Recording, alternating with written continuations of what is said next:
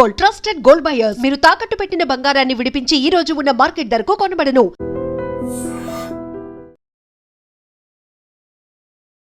నమస్తే, welcome to iDream social spotlight with Kavitha.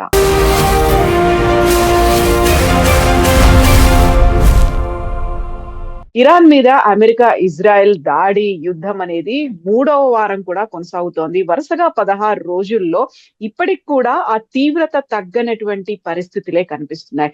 Iran ఎందుకని అంత గట్టి పట్టుదలగా ఉంది?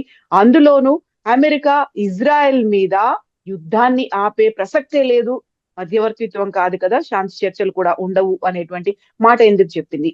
ప్రపంచం మీద అంత ఇంపాక్ట్ ఉన్నప్పుడు ఏ దేశం కూడా ఎందుకని ముందుకు రావట్లేదు? మనతో పాటుగా ఉన్నారు foundation for democratic reforms founder doctor Jayaprakash Narayana గారు. సార్ నమస్తే. నమస్కారం sir, Iran supreme leader Khamenei చనిపోయిన తర్వాత ఇంకంతా అయిపోయింది, యుద్ధం ఎంతకాలం ఉండదు అనుకున్నారు. బట్ సర్ప్రైజింగ్లీ ఒక థర్డ్ వీక్ కూడా ఎందుకని కంటిన్యూ అవుతుంది సార్ ఇది? కవిత, మీరు అన్నట్లుగా డొనాల్డ్ ట్రంప్ బహుశా ఆ ఖమీనీని అంతం చేయగానే ప్రభుత్వం కూలిపోతుంది, లొంగిపోతారని చెప్పని భావించారు. అందుకనే దాడి మామూలుగా ఎప్పుడు ప్రారంభించేటప్పుడు అర్ధరాత్రి కొంచెం అకస్మాత్తుగా చేస్తారు. అలాంటిది పట్టపగలు చేసిన కారణం అప్పుడు నిఘా విభాగాల ప్రకారం దొరికాడు ఆయన అక్కడ. ఆయన అంతం చేస్తే సరిపోతుంది అనుకున్నారు.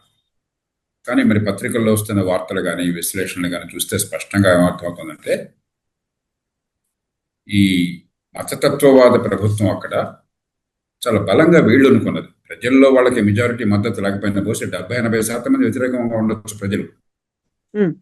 కానీ ప్రజల వ్యతిరేకత, ప్రజల మద్దతు అక్కర్ల ఎలక్షన్ ఉంటే తప్ప, స్వేచ్ఛాయుతమైన ఎలక్షన్ ఉంటే తప్ప. వాళ్ళకి ప్రజల్ని లొంగ తీసుకునే శక్తి ఉన్నది. మరి ఇతర దేశాలను ఇబ్బంది పెట్టేందుకు తగిన ఆయుధాలు ఉపయోగించేటువంటి పాఠం అన్నది. అందున తక్కువ ఖరీదుతో ఈ డ్రోన్స్ కానీ లేకపోతే షాహిద్ మిసైల్స్ కానీ చాలా తక్కువ ఖరీదుతో చికాకు పెట్టి మరి చుట్టూ ఉన్న అరబ్ దేశాలను కానీ అమెరికాను కానీ ఇజ్రాయెల్ కానీ ఇబ్బంది పెట్టేటువంటి ఆయుధాలు సమకూర్చుకున్నారు. నాయకత్వం పోయినా కూడా ఆ ఇస్లామిక్ రెవల్యూషనరీ గార్డ్ వాళ్ళు యుద్ధం చేయడానికి ముందుగానే జాగ్రత్తగా పథకాలు వేసుకున్నారు. అక్కడ బహుశా అమెరికా ఇజ్రాయెల్ అంచనా తప్పింది. ఇప్పుడేమైంది, ఏకుమేకే కూర్చున్న వాళ్ళు అమెరికాతో యుద్ధంలో గెలవడం అసాధ్యం, యుద్ధంలో గెలవక్కర్ల. యుద్ధంలో ఓడిపోకుండా ఉండి ఆ ప్రభుత్వం కొనసాగితే వాళ్ళు గెలిచినట్లు లెక్క, అమెరికా ఓడినట్లు లెక్క. అంతకంటే ముఖ్యమైనది అదేదో మామూలుగా ఎక్కడో మనకు దూరంగా ఉన్నది, ప్రజలకు సంబంధం లేదు, ప్రపంచ సంబంధం లేదు అనుకుంటే వేరే విషయం. అట్లా కాదు. ప్రపంచానికి ఆయువు కొట్టైనటువంటి ఈ ముడి చమురు ఎక్కువ భాగం, చాలా కీలకమైన భాగం అక్కడి నుంచి వస్తుంది. ఆ మొత్తం కూడా ఒక చిన్న జలసంధి, హార్మోస్ స్ట్రైట్, దాని నుంచి వస్తుంది. దాన్ని దిగ్బంధనం చేయగలిగారు. మరి అమెరికా కానీ మిగతా వాళ్ళు ప్రయత్నం చేసినా కూడా అక్కడ వెళ్ళేటువంటి వ్యాపార నౌకలకి, ఈ ట్యాంకర్స్ కానీ మిగతా వాటికి కానీ భరోసా ఇవ్వలేకపోతున్నారు. ఇన్సూరెన్స్ కంపెనీలు ఇన్సూరెన్స్ ఇవ్వటం లేదు. మరి వీళ్ళ మిసైల్స్ ఏమో షాహిద్ కానీ ఇతర మిసైల్స్ కానీ డ్రోన్స్ కానీ పోయి మరి సౌదీ అరేబియా, అబుదాబి, కువైట్, మన దుబాయ్, బహ్రెయిన్, ఒమాన్, ఖటార్ అన్ని ప్రాంతాల్లో కూడా దాడులు చేయగలుగుతున్నారు చాలా సమర్థంగా. ఎంతో కొంత ఇబ్బంది పెట్టగలుగుతున్నారు. ఆ క్షిపణుల్లో, ఆ డ్రోన్స్లో 100% ఏ రకమైన హాని చేయకపోయినా 100-1-2 అక్కడ కనుక ఆ వలయాన్ని ఛేదించుకుంటే హాని చేయగలుగుతున్నాయి. అందున అది ప్రాణాంతకమైనటువంటిది. అక్కడ ఒకటి ముడి చమురు తీసుకొచ్చేటువంటి ఆ ఇన్ఫ్రాస్ట్రక్చర్ని, మౌలిక సదుపాయాన్ని, ముడి చమురు భూమి నుంచి వెలికి తీయడం కావచ్చు, పైప్ లైన్స్ కావచ్చు, ఇతరమైనవి కావచ్చు, లేకపోతే పోర్ట్స్ కావచ్చు, ధ్వంసం చేశారనుకోండి మొత్తం ముడి చమురు రవాణా ఆగిపోతుంది. అట్లాగే మంచినీళ్ళు, అక్కడ ఎడారి ప్రాంతం, ఇజ్రాయెల్ కానీ సౌదీ అరేబియా కానీ మిగతా దేశాలు కానీ మంచినీళ్ళ కోసం 180-90 పాళ్ళు సముద్ర నీళ్ళ నుంచి డీసాలినేషన్ ద్వారా తీసుకొస్తారు. ఆ డీసాలినేషన్ ప్లాంట్స్ దెబ్బ కొట్టారనుకోండి అక్కడ మనుషులు తాగడానికి మంచినీళ్ళు ఉండవు అక్కడ, కానీ అట్లా ప్రాణమైపోతుంది. ఇప్పుడు మనలాగా విస్తారమైన భూమి ఉండి అక్కడ వర్షాలు, అక్కడ అడవులు, అక్కడ సహజ వనరులు సహజంగా ఉన్నాయనుకోండి, యుద్ధం చేసినా కూడా సామాన్య ప్రజలకు రోజువారీ జీవితంలో ఇబ్బంది కలగదు. అక్కడ అట్లా కాదు, ఒక జీవనమరణ సమస్యగా మార్చేశారు. రెండోది, ఇరాన్లో వాళ్ళు ఒక మతాన్ని నమ్మినట్టు కనిపిస్తుంది స్పష్టంగా. మతత్వ పార్టీ అయినా కూడా అంతగా నమ్మికొందా లేదో అనుకున్నారు. కానీ బహుశా మేము ప్రాణాలు పోయినా కూడా, ప్రాణం పోతే అల్లాకి మేము సేవ చేసినట్లు అనే భావం కనుక వాళ్ళలో సగం మందికి ఉన్నా సరే ప్రాణాలు తెగించి పోరాడుతున్నారు. అంచేత ఇక మూడోది గల్ఫ్ ప్రాంతంలో మిగతా దేశాలకి జీవనమరణ సమస్య అన్నది. ఇది ఆటోపేడి తేల్చుకోవడం అంతే తప్ప దీనిలో ఇంకా రాజీకి తావలేని పరిస్థితి వచ్చింది. ట్రంప్ యుద్ధం ప్రారంభించినప్పుడు వార్ ఆఫ్ చాయిస్ అంటే ఆయన యుద్ధం ప్రారంభించక్కర్లా, దాన్ని ఆపొచ్చు. అట్లాగే సంప్రదింపులు జరుపుతున్నాయి, దాన్ని కొనసాగించవచ్చు దౌత్యంగా. కానీ ఇరాన్ని అదుపు చేయాలని చెప్పంటే, అణ్వాయుధాలు రాకుండా చేయాలని చెప్పంటే, శాశ్వతంగా కట్టడి చేయాలని చెప్పంటే, కొంతకాలం ఆగినట్టయితే మిసైల్స్ మరి సంఖ్య పెరిగినట్టయితే, అలాగే అణ్వాయుధాలు సంతరించుకున్నట్టయితే ఏం చేయలేము. కాబట్టి మనం ఇప్పుడే చేయాలని చెప్పి నిర్ణయానికి వచ్చినట్టు కనిపిస్తుంది. కానీ ఇప్పుడు ఏమైంది, అప్పుడు ఆనాడు వార్ ఆఫ్ చాయిస్ అయినా కూడా ఇవాళ వార్ ఆఫ్ నెసెసిటీ అయింది. ఎప్పుడైతే మీకు ఆ హార్మస్ స్ట్రైట్ అక్కడి నుంచి మనకి ఆయిల్ రాకుండా ప్రపంచాన్ని మొత్తానికి ఆపగలుగుతున్నారో అది మన ప్రపంచానికి ప్రాణాంతకమైంది. అలాగే ఇది తూర్పున ఉన్నది సౌదీ అరేబియాకి, దానికి పశ్చిమాన అక్కడ ఉంది రెడ్ సీ, ఎర్ర సముద్రం. సూయజ్ కెనాల్ ఎర్ర సముద్రంలోకి వస్తుంది మీకు మెడిటరేనియన్ సీ దగ్గర నుంచి. అక్కడ కూడా ఆపేశారు అనుకోండి, హౌతీస్ ఉన్నారు అక్కడ మీకు యెమెన్ ఉన్నది, యెమెన్లో హౌతీస్ ప్రభావం చాలా ఉన్నది. వాళ్ళంతా కూడా ఈ ఇరాన్కి అనుచరు, ఇరానే వాళ్ళ పెంచి పోషించింది. వాళ్ళు అక్కడ కూడా అడపదడప ఆపుతుంటారు ఓడల్ని. ఈసారి గట్టిగా దిగ్బంధనం చేశారనుకోండి, ప్రపంచం అల్లకల్లోలం అయిపోతుంది. కాబట్టి ఈవేళ ఎట్లగొట్ల ముందు దిగ్బంధనాన్ని అరికట్టాలి. అక్కడి నుంచి ప్రపంచంలో ఈ ముడి చమురు వాణిజ్యానికి ఇబ్బంది లేకుండా ఏర్పాటు చేయాలి. అది ప్రపంచానికి అవసరమైనది. దానికి ఇరాన్ సహకరిస్తే సరే, లేకపోతే విధ్వంసం అనివార్యమవుతుంది. ఇలాంటి పరిస్థితుల్లో ఇప్పుడు లోపల దాకా వెళ్లారు, ఇంత కంటిన్యూ అవుతోంది. అమెరికా వెళ్తోంది, జపాన్ అడిగింది, ఆ తర్వాత చైనాని అడుగుతోంది, రష్యాని అడుగుతోంది, ఆస్ట్రేలియా దగ్గర నుంచి ప్రతి ఒక్కరిని మాకు హెల్ప్ చేయండి, లేకపోతే మీ దగ్గర ఉన్నటువంటి వార్ షిప్స్ ని పంపించండి. అలాంటి సిచ్యువేషన్ రావడం అనేది స్టార్ట్ చేశారు. అనుకున్న లక్ష్యం ఏంటి, అక్కడి దాకా వెళ్ళగలిగారా లేదా, ఆ తర్వాత ప్లాన్ ఏ, ప్లాన్ బి ఇలాంటివన్నీ లేకుండా ఎందుకని ఇంకా కంటిన్యూ చేయాలని కోరుకుంటుంది అమెరికా? చాలా మంది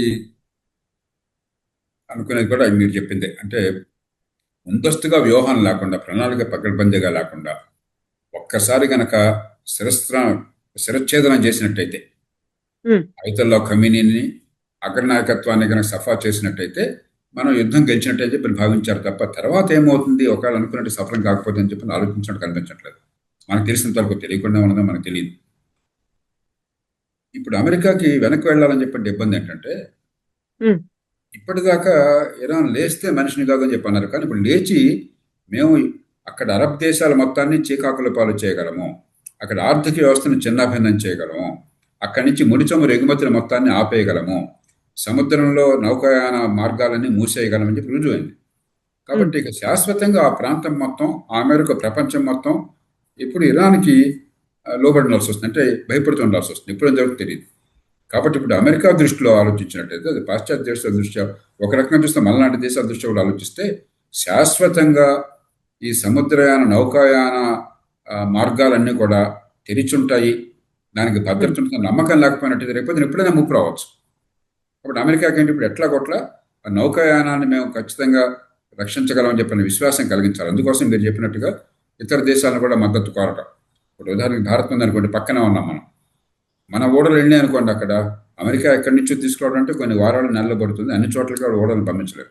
మనకు పక్కనే ఉన్నది, మన హిందూ మహాసముద్రం దరిదాపుల్లో ఉన్నది. కాబట్టి మన ఓడలు అక్కడ కనుక సహకరించినట్టయితే వాళ్ళకి తెలియవుతుంది. కానీ మన సమస్య ఏమిటి, మన ఎవరిని అడగకుండా యుద్ధాన్ని పెట్టుకున్నారు. ప్రపంచానికి ఇవాళ అవసరమే ఆ నౌకాయాన మార్గాన్ని ఓపెన్ తెరిచి ఉంచడం అని చెప్పినది. కానీ అనవసరంగా మనం దానిలో చేపెడితే రేపొద్దున వాళ్ళు టెర్రరిజాన్ని మన మీద గురికి చూపినట్లయితే మనకి ఇబ్బంది అవుతుంది కదా. భారతదేశం ఉంది, మనకి చాలా పెద్ద ఎత్తున ముస్లిమ్స్ ఉన్నారు. దానిలో 20% మంది షియాలు ఉన్నారు. వీళ్ళందరిలో స్లీపింగ్ సెల్స్ ఏమన్నా ఉండి వాళ్ళు టెర్రరిజాన్ని పెంచవచ్చు, రేపొద్దున మనకి దీర్ఘకాలంగా చీకాకులు పాలు చేయొచ్చు అని ప్రతి దేశం కూడా బేరీజ్ వేసుకుంటుంది. మరి కాలం గడిచే కొద్దీ మనకు తెలుస్తుంది. ఖచ్చితంగా కనుక ఈ ఆయిల్ అందటం లేదు, ఇరాన్ దీనికి సుముఖంగా లేదు, దీన్ని అంతం చేయడానికి అని చెప్పిన భావం కలిగినట్టయితే బహుశా ప్రపంచం అంతా కలిసి చేయాల్సి వస్తుంది. దానికి అంతర్జాతీయ ఐక్యరాజ్య సమితి కూడా ఒక తీర్మానం చేయాల్సి ఉంటుందేమో చూద్దాం. అది కూడా మన చైనా సహకరిస్తుందా, రష్యా సహకరిస్తుందా, అక్కడ శాస్త్ర సభ్యత్వం కదా వాళ్ళు కనీసం మౌనంగా ఉన్నట్టయితే జరుగుతుంది. లేకపోతే వాళ్ళు వీటిలో చేసినట్టయితే అది కూడా జరగదు. అందుకని ఏం జరుగుతుందో చూద్దాము. కానీ ఖచ్చితంగా ఇది సమస్య ఎవరు ప్రారంభించినా మనందరికీ సమస్యగా పరిగణిస్తుంది. భారతదేశం కావచ్చు, చైనా కావచ్చు, జపాన్ కావచ్చు, ఇతర దేశాలు కావచ్చు. ప్రపంచం మొత్తానికి సమస్యగా పరిగణిస్తాం. Yes sir. మరి మరి భారతదేశం ఏం చేస్తోంది సార్? ఒక రకంగా క్రైసిస్ అనేది కనిపిస్తుంది. ఫస్ట్ ఇనీషియల్ డేస్ లోనేమో గ్యాస్ ధర పెంచారు. ఆ తర్వాత గ్యాస్‌కే కష్టాలొచ్చాయి అనేది వినిపిస్తోంది. ఆ తర్వాత ఈ ఇంపాక్ట్ ఇంధనం మీద కూడా పడుతుందేమో అనేటువంటి ఒక రకమైనటువంటి భయాలు ఉన్నాయి. ప్లానింగ్, ఎగ్జిక్యూషన్ అనేది మన దగ్గర ఎలా ఉంది సార్? ఇప్పుడు ప్రపంచం మొత్తంలో చైనా దగ్గర ఏంటంటే నిల్వలు ముందుగా ఉంచుకున్నారు వాళ్ళు. హ్మ్. ఒక 400 మిలియన్ బ్యారెల్స్ దాకా చైనాలో ఉందని చెప్తున్నారు. 400 మిలియన్ బ్యారెల్స్ అని చెప్పి 400 ఇంటూ ఒక $70 వేసుకున్నా కూడా గతంలో ఉన్న రేటు ఒక $30 బిలియన్ ఒక్క చమురు నిల్వల రూపంలోనే కొని దాచిపెట్టుకోవడం ఉంది. మన దగ్గర అంత లేదు. మన దగ్గర అంతా కలిపితే రిఫైన్ చేసిన తర్వాత కానీ చేయకముందు కానీ మొత్తం కలిపితే బహుశా ఒక 100 దాకా ఉందనుకుంటున్నారు. సరిగ్గా ఎవరు చెప్పరు. ఎందుకంటే అంతర్జాతీయ సమాజంలో మన గుట్టంతా బయటపడితే మన మీద ఒత్తిడి పెరుగుతుంది. మనకు అంత లేదు. ఎంత ఎక్కువ పెట్టాలంటే అంత విదేశీ మాత్రమే అక్కడ పెట్టించాలి. అంటే ఏ ఉపయోగం లేకుండా కొనేసి అక్కడ పెట్టుకుంటారు. అది తేలికైన విషయం కాదు. ఒక సమస్య అది. అలాగే గ్యాస్ ఒకప్పుడు మన దేశంలో మన ఉత్పత్తి మన దేశానికి సరిపోయేది. బాంబే హైలో కానీ మిగతా చోట్ల కానీ వచ్చే గ్యాస్ సరిపోయేది. కానీ మంచి ఉద్దేశంతో ప్రభుత్వం ఏం చేసింది? 14 కోట్ల గ్యాస్ కలెక్షన్ ఉన్న దేశంలో 2014లో ఇవాళ 33 కోట్ల కనెక్షన్. అంటే దేశంలో దాదాపు అందరికీ గ్యాస్ కనెక్షన్లు వచ్చేసినాయి. గతంలో లేవు. గతంలో కట్టెల పొయ్యిలు వాడేవాళ్ళు, బొగ్గు పొయ్యిలు వాడేవాళ్ళు, కిరోసిన్ స్టవ్లు వాడేవాళ్ళు. ఇప్పుడంతా పోయింది. గ్యాస్ వచ్చేసింది. అంచేత 60-70% దిగుమతి చేసుకోవాల్సి వస్తుంది. మన దేశంలో ఉన్న గ్యాస్ సరిపోవట్లేదు. అందుకనే ప్రభుత్వం మరి వార్తల ప్రకారం కమర్షియల్గా రెస్టారెంట్స్ కానీ షాపులు కానీ మిగతా చోట్ల కమర్షియల్గా మాత్రం నిషేధించారు ప్రస్తుతానికి. ఎందుకంటే ముందు ఇళ్లలో కావాలి కదా, ఇంట్లో పొయ్యిలో పిల్లి రావాలి కదా, వంట వండుకోవాలి కదా మనం.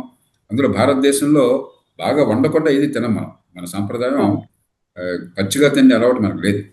కాబట్టి దానికోసం ఏర్పాట్లు చేస్తున్నారు. కొంచెం ఇబ్బంది ఉంటుంది, దానిలో అనుమానం లేదు. ఇది ఎంత ఎక్కువ కాలం కొనసాగితే అంత సమస్య ఉంటుంది. ఇరాన్ కొంతమేరకు సహకరిస్తుంది. ఎంత మేరకు సహకరిస్తుందో మనకు తెలియదు. ఈ మధ్య 2 ట్యాంకర్లు పంపించారట, అనుమతించారట, భారతదేశానికి వస్తున్నాయి అనుకుంటే వచ్చినాయి బహుశా. కానీ 1-2 చాలా. ఎందుకంటే మనకి దాదాపుగా ప్రతి రోజు 2 రోజులకి ఒక ట్యాంకర్ కావాలి గ్యాస్. 50,000 టన్నులు అలా లెక్కేసినట్టయితే అంత పెద్ద ఎత్తున మనకి కావాలి. అంచేది 1-2 ట్యాంకర్లు సరిపోదు.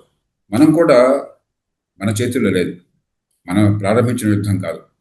మన చేతుల్లో అంతం చేసే శక్తి మనం కూడా గొంతు కలపగలం. కానీ మరి ప్రపంచం మొత్తం బాధపడుతుంది, భయపడుతుంది. మనకే ఇబ్బంది ఉంటుంది, తట్టుకోవాలి మనం. అందుకని పెద్దానికి ఒత్తిడి తీసుకొచ్చి యాగి చేసి ఏదో చేయమని చెప్పంటే కొన్ని సందర్భాల్లో మన చేతుల్లో ఉండవు. ప్రపంచంలో పరిస్థితులు మన చేతుల్లో ఉండవు. అమెరికాయే శాసించలేకపోతుంటే మనమే శాసించగలం ఎవరన్నా కూడా. అంచేత ఖచ్చితంగా ప్రభుత్వం కొన్ని చర్యలు తీసుకుంటుంది. మన పొదుపుతనాన్ని పాటించడం, అందరూ ఒక్కసారిగా గ్యాస్ సిలిండర్ కోసం చెప్పి మనం ఇంటింటి పెట్టకుండా, సంక్షోభాన్ని మొదలనీయకుండా కొంచెం సమయాన్ని పాటించాలి. కొద్దిగా ఓపికగా ఉండాలి. నేను అనుకోవటం 2 వారాల్లో ఇది మొత్తం ముగిసిపోతుంది. ఎందుకంటే అంతకు మించి ప్రపంచానికి ఈ ఇంధన సంక్షోభాన్ని తట్టుకునే శక్తి లేదు. ఈ నెలాఖరులోపుగా ఈ పరిష్కారం అవుతుందని ఆశిస్తున్నాను. ఎందుకంటే యుద్ధం అంతకంటే ఎక్కువ కొనసాగితే ప్రపంచం తట్టుకోలేదు. ఇప్పటికే ఆర్థిక వ్యవస్థ చిన్నాభిన్నం అవుతోంది. ఆర్థిక ప్రగతి కుంటిపడుతుంది. ప్రపంచంలో ఇప్పటికే మన దేశం మినహాయిస్తే చాలా దేశాలు ఆర్థిక ప్రగతి కుంటిపడేది. దీనివల్ల ఖచ్చితంగా మాంద్యంలోకి వెళ్ళి రిసెషన్కి వెళ్ళే అవకాశం ఉన్నది. ఈ కారణంగాను డొనాల్డ్ ట్రంప్కి ప్రజాభిప్రాయం అంటే కొంచెం భయం. కాబట్టి అమెరికాలో ఆయనకి మిగతా ఇబ్బందులు లేకపోయినా కూడా అమెరికాలో ఈ గ్యాస్ ధరలు పెరుగుతున్నాయి. గ్యాస్ సిలిండర్ ధరలు అంటే మన పెట్రోల్ ధరలు, ఈ పెట్రోల్ బంకుల దగ్గర ఇప్పటికే పెరగడం మొదలెట్టినాయి. మనలా కాదు. మనం ఏంటంటే మన గవర్నమెంట్ పెంచకుండా పెట్టు కూర్చున్నది, ప్రజలకు ఇబ్బంది కలగకూడదని. అమెరికాలో అట్లా ఉండదు. మార్కెట్ ధర పెరగగానే గ్యాస్ ధర పెరిగిపోతుంది. ఇది కొంచెం సంక్షోభం మొదలుగానే ప్రజాభిప్రాయం వ్యతిరేకంగా అయినప్పుడు కనిపిస్తే ఆయన బహుశా వెనక్కి వెళ్తాడు. కాబట్టి కొంచెం గౌరవప్రదంగా అక్కడ మార్గాలు తెరిచుంటాయి. ఇరాన్ మళ్ళీ అణ్వాయుధాలకు వెళ్ళదని చెప్పిన నమ్మకం ఈ 2 కలగాలి. దానికోసం తంటాలు పడుతున్నట్టున్నారు. సార్, అసలు ఇరాన్ దగ్గర ఉన్నటువంటి అంత కాన్ఫిడెన్స్ ఏంటి సార్? ఇప్పటికి 2 దేశాల మీద పడ్డాయి. 16వ రోజు కంటిన్యూ అవుతోంది. అంత స్ట్రాంగ్ దేశాలు, వాళ్ళ దగ్గర ఉన్నటువంటి డిఫెన్స్ సిస్టమ్ మెకానిజమ్స్ కూడా చాలా పెద్దగా ఉన్నప్పుడు ఇరాన్ ని అంత తక్కువగా అంచనా వేసినప్పటికీ ఇప్పుడు 16వ రోజు కూడా అంత గట్టిగా నిలబడుతోంది. ఇరాన్కి నిజంగా బలం లేదు. వాళ్ళ బలం ఉన్నది ఏంటంటే, ఉదాహరణకి అక్కడికి యథేచ్ఛగా అమెరికా నుంచి లేకపోతే ఇజ్రాయెల్ నుంచి ఈ బాంబర్లు వెళ్ళి, విమానాలు వెళ్ళి దాడి చేస్తున్నారు. ఎవరు అడుగున వాళ్ళే. కానీ ఒక 15-20 ఏళ్లుగా వాళ్ళు చాలా తక్కువ ఖరీదుతో ఈ షాహిద్ డ్రోన్స్ అని చెప్పి కొత్త టెక్నాలజీలు వచ్చినాయి కాబట్టి చాలా తక్కువ ఖరీదుతో, అది పోయినా కూడా నష్టం లేదు.